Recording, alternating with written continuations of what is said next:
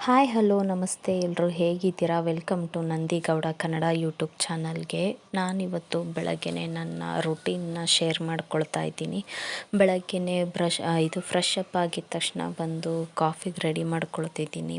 ಬೆಳಗ್ಗೆನೇ ತುಂಬ ಸಿಕ್ಕಾಪಟ್ಟೆ ಚಳಿ.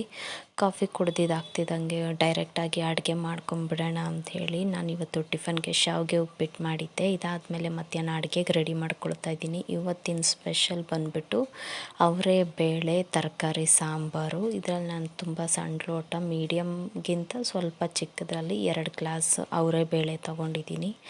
ಇದನ್ನು ಒಂದು ಸ್ವಲ್ಪ ನೀರು ಹಾಕ್ಬಿಟ್ಟು ಚೆನ್ನಾಗಿ ಒಂದು 2 ಟೈಮ್ಸ್ ವಾಶ್ ಮಾಡಿಕೊಂಡೆ. ವಾಶ್ ಮಾಡ್ತಿದ್ದಂಗೆ ಅದು ಯೆಲ್ಲೋ ಕಲರ್ ನೀರು ಥರ ಬಿಟ್ಕೊಳ್ಳುತ್ತೆ.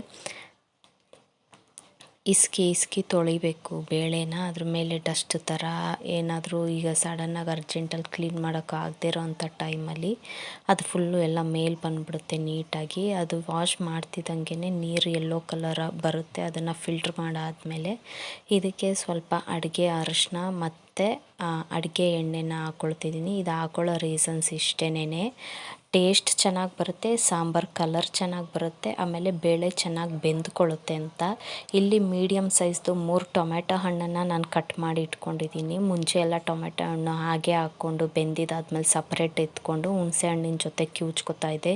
ಈ 1.5-2 ತಿಂಗಳಿಂದೆ ಅಂತೂ ಟೊಮೆಟೊದಲ್ಲೆಲ್ಲ ತುಂಬ ಹುಳ ಬರ್ತಾಯಿತ್ತು. ಅದು ನೋಡಿ ಟೊಮೆಟೊ ಯೂಸ್ ಮಾಡೋಕ್ಕೆ ಮನಸ್ಸೇ ಬರ್ತಾ ಇರಲಿಲ್ಲ.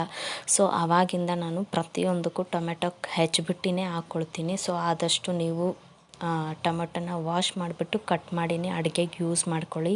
ಇದರಲ್ಲಿ ತರಕಾರಿ ನಾನು ಹುರುಳಿಕಾಯಿ ಇತ್ತು, ಬದನೆಕಾಯಿ ಮತ್ತು ಆಲೂಗಡ್ಡೆ ಎಕ್ಸ್ಟ್ರಾ ಹಾಕ್ಕೊಂಡು ಮಾಡ್ಕೊಂಡಿದ್ದೀನಿ. ಟೇಸ್ಟ್ ವೈಸು ಸಖತ್ತಾಗಿ ಬರುತ್ತೆ. ಇದಾಗ್ತಿದ್ದಂಗೆ 3 ವಿಷಿಲ್ ಕೊಟ್ಟೆ.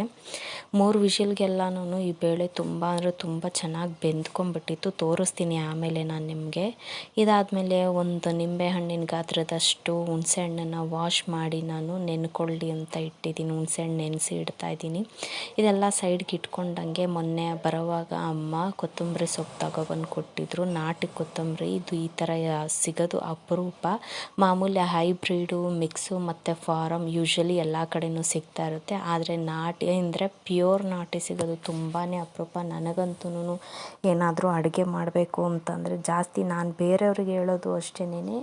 ನೀವೇ ಈವನ್ ಏನೇ ಒಂದು ಅಡುಗೆಗಾದರೂ ಕೂಡ ನಾಟಿ ಕೊತ್ತಂಬರಿನ ಯೂಸ್ ಮಾಡಿ. ಫ್ಲೇವರ್ ಚೆನ್ನಾಗಿರುತ್ತೆ, ಟೇಸ್ಟ್ ಚೆನ್ನಾಗಿರುತ್ತೆ ಆ್ಯಂಡ್ ಆರೋಗ್ಯಕ್ಕೂ ತುಂಬ ಒಳ್ಳೆಯದು.